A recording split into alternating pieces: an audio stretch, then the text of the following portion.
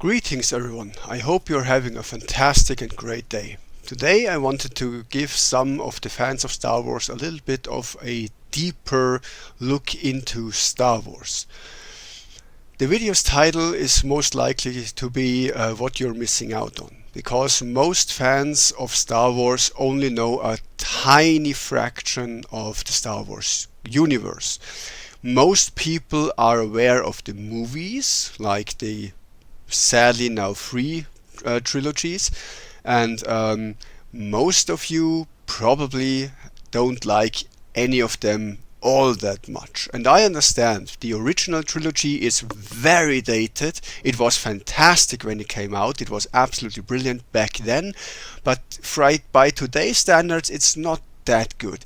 The prequels were already disliked when they came out, and the sequels are just absolute crap. Like, if you only know those movies and you don't want to hear anything about Star Wars, I understand.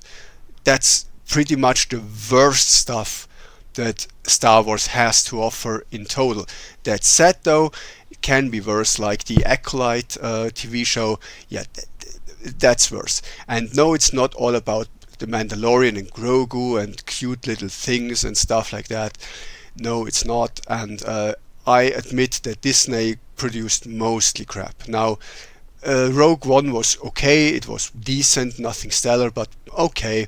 And the Maul's TV show and the Ahsoka TV show are okay, nothing outstanding, nothing too bad, they're just okay. And why should you care about something that's just okay? Well, luckily that's not all that Star Wars has to offer. It's actually the worst stuff that Star Wars has to offer. Sadly, many of the great things didn't really make it to the TV screen.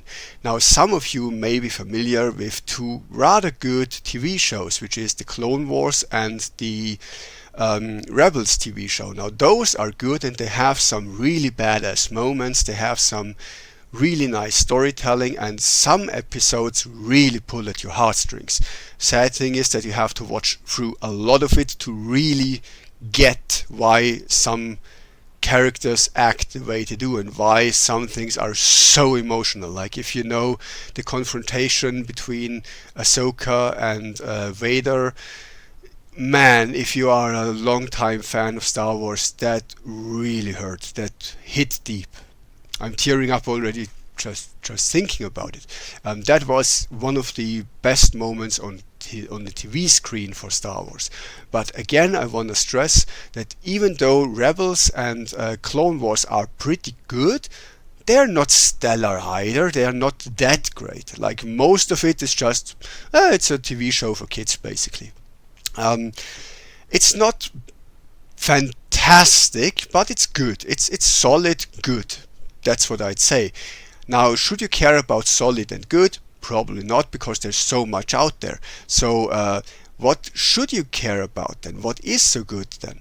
Well, some of the books are absolutely amazing, and I'm not sure if you're into reading, but the books and the comics, they have some stellar storytelling that you don't see anywhere else in Star Wars. There is so many characters that are only appearing in the books and in written form that are just so good and so brilliant, and so many things that happen in the books are just chef's kiss. They are absolutely brilliant. And then there is the video games, and the video games, I have to say, they are all across the place. There is video games of Star Wars that are absolute pile of trash. They are super bad gameplay, basically no storytelling, super bad dialogue, insanely dated graphics. There is really crap games out there. Then there's games that are meh, they are nice to play, they're okay. And then there's games that are so good, they're so frigging good. Some of them may be the best video games ever made, and that's me saying that. I don't know if you are aware, I'm a gamer for almost 40 years now, and I've played from the Atari through the Nintendo, Super Nintendo, N64, PlayStation, Nintendo Wii, PlayStation 2, PlayStation 3, Xbox 360, and all kinds of PC games, I've played basically all the major role-playing games from Baldur's Gate 1, 2, 3, Witcher series, Mass Effect series, there's so many, the Dragon Age series, you name it, I probably played it. I've spent so many years of my life just gaming. I am pretty certain when I say that some of the Star Wars games are among the best of the best. Which ones? Well, as example, I really liked Star Wars Battlefront 2. Not so much the first one, but the second one. If you can get PTSD from a video game, that's where you can have it. If you know the story of the clones and what you're fighting and just the entirety of it, it's so well and brilliantly told from a in-person perspective, and the narrative that you hear during the missions and after the missions and the briefing, basically, it's really getting you to a special emotional place. The gameplay is also pretty good. The graphics might be a little bit dated by now. I hope there will be a remake someday, but it's really getting there. Now, a lot of people like the Knights of the Old Republic 1 and 2, which are also getting remakes as far as I am aware. And I have to say, narratively, they are pretty solid, but I don't think they are that outstanding as many fans make them out to be. Now, you have insanely cool characters in them, but I think, first of all, the gameplay is insanely dated and it is more of a chore to play through them than it is fun. Now, if you use cheats or anything, you can get through the gameplay part without much problems. The narrative is pretty... Let's start. The graphics aren't that great either. They are a bit dated, as said. The games are over 20 years old by now. But the narrative is actually solid. It's good. There is some nice twists and turns, but the really cool thing about the Old Republic games, the Knights of the Old Republic games to be precise, are the characters. You have, say, Darth Traya, who is probably the wisest person in all of Star Wars. If you think Yoda is wise, Yoda is not even half of Traya, like rather literally in every metric. Traya experienced the dark side to its fullest. She experienced the light side to its fullest. She trained Jedi Masters. She trained Darths of the Sith. She is super knowledged and super familiar with the Force, and she brings in a unique perspective to the Force that no other character in all of Star Wars even has. And she is just so wise and so amazing and so well knowledged that if you think Yoda is wise, he's nothing compared to her. Nothing. And Traya is just such a cool mentor character. It's probably one of the best I've seen. The one failure she has is that she doesn't really get an emotional attachment with the player, and I don't mean sexually something, I just mean she's kinda there, but she fails to make you really care about her. But just from what you get from her, absolute A tier. S tier. If you go for characters like Revan, like Darth Revan and Darth Malak, man, those guys, they really setting a standard, aren't they? Revan is, according to many fan polls, the most beloved Star Wars character, and that's something I want to mention briefly. If you look at polls, which character is your favorite in Star Wars, you can see who voted on it. If it's a casual, like everyone who ever knew something about Star Wars, number 1 is Darth Vader, number 2 is Luke Skywalker, number 3 is, depending, either Han Solo or Leia. That's all the original characters. If you go into the fandom, like the more hardcore fans that know the games, that know the movies, that know the TV shows, then this flips and said top 3/4 characters are not even in the top 10 anymore. Number 1 is usually Darth Revan, number 2 is usually Malgus, number 3 often is Vitiate, and so on and so forth. You have an entire top 10 list of characters that most people never heard of. There is often Kyle Katarn and Corran Horn are very often found on there. Have you ever heard of them? I don't think so. You probably don't. You probably didn't. Have you heard about Satil? Have you heard about what's the name? Darth Nox, which is, by the way, a player character. Have you ever heard about the Exile? Have you heard about Jaden Core? There is so many great characters that are not on anyone's, well, most people's horizon, because they've never heard about these characters, and yet they are so much cooler that, again, the usual top 3, Vader, Luke and Solo, aren't even in the top 10 for the people that know more about Star Wars. Now, given sometimes Ahsoka makes it into the top 10, which is from the Rebels and Clone Wars TV show, Ezra Miller sometimes is mentioned as well, though most people of the fans don't like him that much, but he is sometimes in the top 10. But the important thing is that most of the top 10 characters, if not all of the top 10 characters rated by people who know more Star Wars media, they never even mention the original trilogy characters. They are not even on the screen of them. They're not even in the top 10.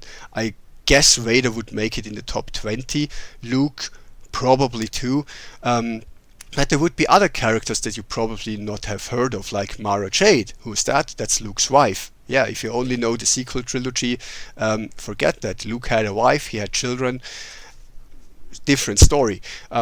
You have so many really amazing characters that you probably never heard of. My personal favorite is Kyle Katarn. He is a kind of mixture between a Grey Jedi and a Han Solo type character. He is not really liking using the Force. He actually gave up on it, like Treya said you should, by the way, and only came back to the Force because he had to. He was kind of forced into. He is relatively powerful, like he is not exactly on Luke's level, but he is close to Luke's level. He actually survives encounters with Vader and overall does pretty well for himself. Is he super cool? Yeah, he is. Is he powerful? Yeah, he is. Does he give you a unique perspective? Absolutely he does. And I think that Kyle Katarn is one of the cooler characters. Is he the best? Probably not. It's just one of my personal favorites because you have so many games where you can play as him and you really get to know his story and experience his story.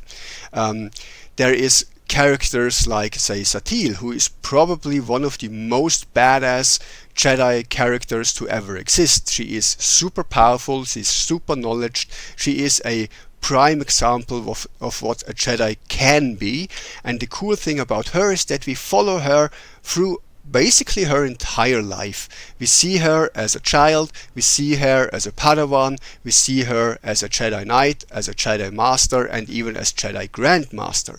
You follow her entire life's story. I think that's alone is 8-year storytelling. You see the character really evolving, how she struggles to get to certain positions, how often she almost got killed, how often she had really tough times, how she kinda started to flirt with the dark side, stuff like that. There's lots of things that make her so special and so cool. You have Bastille, who is arguably more powerful than Satil to at least some degree, battle meditation and all, but her story is nice. How she fell in love with a Sith Lord, how she herself faced the darkness, and so on and so forth. Brilliant storytelling. Treya is, as I said, probably the wisest character in all of Star Wars, and her story, her insights into the Force as a former Jedi Master, as a former Sith Lord, she has insights that make your brains go poof. Like, very, very cool character. Darth Revan is usually seen as the coolest character ever. I don't agree with that, but that's just my personal opinion. I think he is B-tier character, but overall people really love Darth Revan because he also was a Jedi, he was a Sith, he became something else, he had his own empire going. He basically made the galaxy his B-word. I'm not sure I can say it in video, but he is really, really powerful. He is the original creator of the Rule of Two, which Darth Bane completely messed up. But Revan is definitely one of the most influential characters in all of Star Wars. He defeated Mandalore, which, yes, the leader of the Mandalorians in combat, and Revan is pretty cool. You have characters like Darth Vitiate, who is basically Palpatine on steroids. If you think Palpatine is powerful, yeah, Vitiate is so much. Vitiate lived for 1,500 years. Palpatine didn't even make it to 100. Vitiate ruled the galaxy for a little bit more than 1,000 years. Palpatine made it to what, 20, 30 years of rule, depending on how you view it. In comparison, it's not that impressive. Vitiate ate the life force of entire planets from orbit. Like, yeah, he is also known as the god who ate the stars, by the way. He could make suns explode. All with the force, mind you. Palpatine couldn't do that. He needed a Death Star to do that. Now, Palpatine could create devastating force storms and nuke entire fleets from orbit. Vitiate could do that too. And Vitiate could do a lot more. And the whole essence transfer yourself into a different body, Vitiate is not the originator of that power, but he was definitely the master of that power. Way more so than Palpatine with his clone fake-outs. Vitiate is so insanely powerful, and he is such a presence. If you just watch the Old Republic cinematics of the Star Wars MMO, if you're just watching these, Vitiate is such a presence. He is on screen just standing there, and you feel something. He influences people just by standing there, just by watching. He has such a huge impact on people by just being anywhere near them. The very idea of him existing keeps the Sith together. He doesn't even need to interfere at all himself. Just that he exists is enough to keep the Sith Lords in check. Just to give you a perspective, the dude experienced the ancient Sith. He's actually a former disciple of Marka Ragnos. He managed to create not one, but actually 3 different empires. He ultimately joined the grey side of the Force and became a grey Sith. He actually tried to destroy the Sith Empire that he himself had built, because he thought that the Sith became weak and that the Empire of Sarkul is superior. Vitiate has children, and many of those have cool stories themselves, like his daughter becomes the first Empress of the Sith Empire, and she is so badass with her powers and her life story. Again, look, just watch the cinematics, how powerful she already is as a child, how she kills her own mother. Look at her brothers and how they fight each other to gain their father's attention, basically. Just so badass, so well done. If you look at the cinematic for, what's the name? I blank on it, with the green Twi'lek girl, Padawan, and Darth Malgus.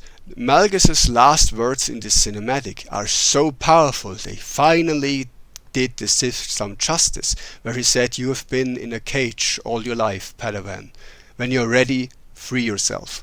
And that's her going to the dark side, because again, the dark side, freedom, is one of the things that draws people to it. And there is so many cool things, like back in the day when there wasn't just 1 or 2 Sith, but entire armies of Sith. When the troopers, like on both sides, Republic troopers and Sith troopers, were so well trained and equipped that normal people without any Force powers could devastate and kill Force sensitives. Like, you have Sith troopers hunting down Jedi Masters, no problem. You have Republican troopers killing Sith Lords with the right training, with the right equipment. That is totally possible. And most importantly, in the Old Republic era, weapons and armor actually do something and make a difference. Armor actually protects people. Who would have thought? There is so many cool things right there, and that's Old Republic era, which is, again, you can divide the Old Republic era into different eras. You can have the Revan era, you can have the Vitiate era, you can have the Sarkul era. There is a pre-Vitiate era that is still considered Old Republic. You can have so many great storytelling right there. So many great stories, so many great characters, so many fantastic experiences to have. Seeing the galaxy how it used to be before the decline of everything. So wonderfully done. And you have the ancient Sith, and the ancient Sith, oh boy, they invented lightsabers. Not the Jedi, the Sith invented lightsabers. And yet the ancient Sith had their Sith alchemy blades, which were so much more potent and so much more powerful than lightsabers, that the Sith, despite having invented lightsabers, didn't use lightsabers. They used swords made of metal and force powers, because the force swords were just so much better than lightsabers. And the only reason that Sith stopped using the Sith blades and started using lightsabers was because they lost the knowledge on how to make the force swords. That's the only reason. Lightsabers are inferior to the things that the Sith originally wielded. And those could be enhanced and enchanted and poisoned and whatnot, and they were just so much better than lightsabers. And lightsabers is an entirely different topic, and I may get into the future. There is many people have asked themselves why Jedi always have blue lightsabers and Sith always have red lightsabers. Well, that's actually not even the case. There's lots of Jedi that use different color blades. There's even Jedi that use red blades. There's Sith that use purple blades. There's Sith that use blue blades. The color doesn't really make the thing. The kyber crystals, the thing powering the lightsaber, makes the color, and they give the wielder different advancements, different enhancements, basically. As example, blue lightsabers strengthen the connection of the wielder with the light side of the Force. That's the deep blue ones that, say, the Jedi Guardians have. They make you more agile, they make you faster, they make you basically more a better combatant. That's why the Guardians used them. The red lightsabers have a really cool feature, and that's that they are so chaotic that they can short fuse other lightsabers. So imagine you strike at an opponent, the opponent blocks, and then you kill them anyway because their lightsaber shuts off during the block, and you just follow through, and that your opponent is. And that's why the Sith use the red blades so much, because they can short out other lightsabers, which is sadly never seen in the movies or anything like that, but red sabers can do that. It's a chance, it's not a guarantee to happen, but it can happen, and that's why Sith use those, because they make you so much better at sword fighting. Meanwhile, Jedi don't usually use red sabers because they are so deadly and unpredictable, and Jedi aren't supposed to kill. There is exceptions. There is a few Jedi that use red lightsabers, usually those tasked with taking out very tough to kill opponents. But there's also many other colors. There is the yellow ones that enhance your force powers. There's the purple ones that enhance your emotions. Which, by the way, many Sith use to, fuel their dark side powers. There is colors like cyan. There's which is supposed to enhance your wisdom, your insight, your foresight, your foretelling of what's to come, which is also super useful in combat, by the way. There is colors from an icy blue, which, by the way, I try to do with my lightsabers, the permafrost blade. You probably never heard of that either. The permafrost blade is so cool, haha, joke, because it's actually freezing and shattering instead of melting. So normally a lightsaber, a plasma blade actually, is so hot that the heat cuts through anything. It's an omnidirectional blade, and the heat cuts. It's basically like a blowtorch going through stuff. That's a lightsaber. The permafrost saber freezes cells. It freezes the water in your cells and makes whatever it touches super brittle, super fast, and then the force of the plasma shatters it. So it's freezing and shattering, producing in the end the exact same effect that the lightsaber does with a normal plasma blade, but the permafrost blade does it in a different way and also gives it a few unique features. Example, permafrost blade, due to them being so cold, can cool a lightsaber blade so much that it stops working, similar to the red lightsaber. Also, given that it freezes, it also has some unique properties that I may discuss in a different video. For now, stories. Ancient Sith. There is so many ancient Sith that are so much more powerful in any other era. The ancient Sith, like Tula Kord, were so much more powerful than anything we see ever again in the Star Wars galaxy. They were just insane. They created entire species. They changed life. They changed planets. They ate planets. They exploded star systems. They had powers, so many different ways of surviving their own death and continuing after death. They raised undead armies, like zombie apocalypse type armies of undead. They commanded and unleashed upon the Jedi. You have so many crazy powers with Sith sorcery, which basically, imagine any spell in D&D, Sith sorcery can do that. Imagine any spell in any franchise, Sith sorcery can do that. If you look at Sith alchemy, imagine any franchise with enchantments or poison or potions or whatever, Sith alchemy can do that. Mutants, Sith alchemy can do that. I'll actually do a video on that too, I think. The power levels of the ancient Sith are just nuts.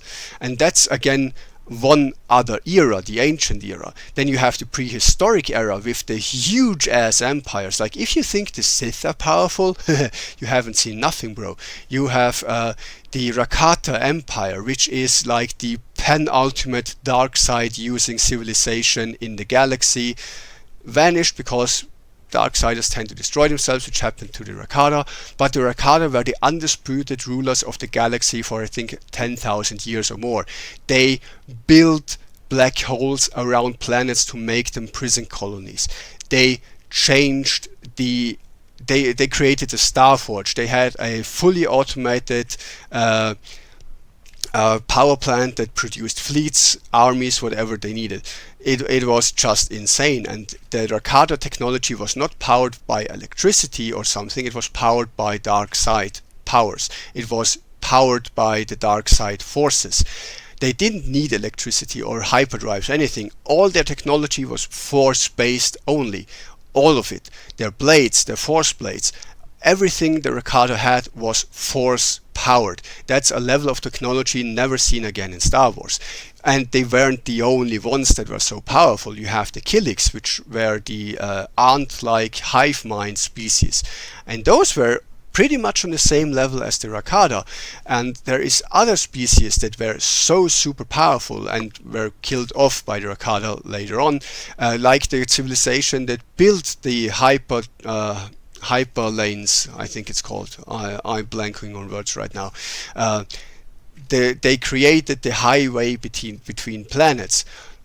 We talk about civilization type 3 for all you NASA alien guys.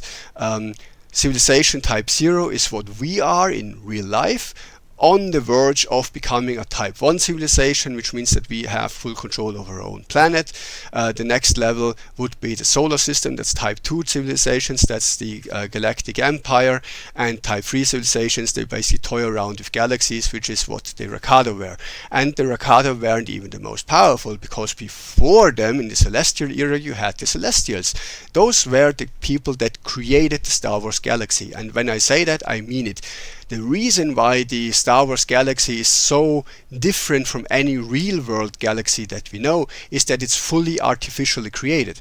It's why there is life on basically every other planet. It's why there is so many so vastly different forms of life, even on the same planet. It's why so many alien species look like humans, because they used the same genetic blueprint and made some alterations to it. It's why so many super weird things that are straight out of fantasy, like Great Dragons or Star Dragons, why they exist? Because the Celestials artificially created them. They created the planets, they created asteroid belts, they imprisoned super powerful entities like Mgal Mgal in a circle of black holes. They did insane things with the Force, and that's just a level of power that again is unimaginable to later generations of the Star Wars galaxy.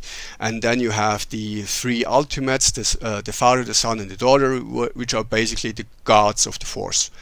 The Son, one is the basically God behind the light side, one is the God behind the dark side, and the other is the balanced gray side that tries to keep the other two in check, basically. That's that, and there is so many great stories. And even later, like the After Empire era, is so freaking cool. Mara Jade, one of the most badass female characters ever written. You have Luke Skywalker exploring his full potential, training Jedi, cooperating with Sith Lords to stop the Yuuzhan Vong invasion. The Yuuzhan Vong invasion wipes out 99.9% of all life in the galaxy, by the way. Like, the Yuuzhan Vong invasion was so devastating that Luke regretted stopping the Empire. He regretted stopping the Empire because under the rule of the Empire, the Yuuzhan Vong war would have never been nearly as devastating. And actually, if he had let Palpatine continue, he would have saved not billions, he would have saved not trillions, but quadrillions of lives, if not quintillion of lives. And he deeply regretted stopping the Empire, because the Empire was the only thing that prevented the Yuuzhan Vong invasion. And he then had to cooperate with the Sith to survive, and he needed a lot of plot armor and typical Star Wars fashion style luck to finally stop the Yuuzhan Vong invasion. But again, he regretted that. He actually did. The New Republic failed so hard that 70% of planets of the galaxy supported bringing the Empire back. And most of them hated the New Republic, because the New Republic, Leia's revolution, becoming government, did so bad on all metrics that the Empire was just so much better on everything. Like, pirating came back, slavery came back big time, poverty came back in insane levels, hunger came back, and they didn't have a chance of standing militarily against the Yuuzhan Vong or other outside forces.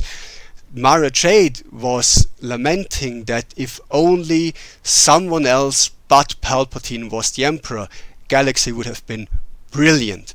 And this insight that basically the rebels in the original trilogy did something very stupid and very short-sighted, and that the Empires were the good guys after all, it gives you a completely different perspective. The whole thing that Palpatine knew about the Yuuzhan Vong invasion, that he only built this entire military, vast, strong complex to fight, specifically to fight and stop the Yuuzhan Vong, gives you a completely different outlook on everything that he did from the Clone Wars onward. Why he built the clone army, why he built the droid army. Everything he did was to stop the Vong, and that gives him such a twist in his story that he's still evil, don't get me wrong, but he is well-meaning and well-intentioned, and he actually does have his noble sides to him. Did you know that Palpatine had a harem? You might want to bleach your eyes and you won't get the picture out of your head, but Palpatine wasn't all that evil as he appears. Did you know that Vader knew about Luke about a decade before we see the original trilogy start? Do you know that Vader plotted to kill Palpatine this entire time? Like, it's complicated. Starkiller is also, by the way, a absolutely nuts character, which is probably the most powerful Force user in the Luke era. That dude is absolutely nuts in terms of powers. And you probably haven't even heard of Starkiller, which I understand. The dude took on Vader and Palpatine in combat at the same time. Just, Luke didn't do that. Luke didn't fight like that. Just to give you an idea. So there is so many so fantastic characters and so many great eras to explore. Like the post-Luke era even has a post-post, like 1,000 years in the future after Luke is long dead. There's also an era, there's also stories, there's also Sith, there's also Jedi, there's also stories to be told with the remnants of the Skywalker bloodline that still exist 1,000 years later, and then the stories focus on them. You have so much in Star Wars, and I'd say the movies and the TV shows make up maybe 5% of what's out there. And I do another video about the potential of the Star Wars galaxy.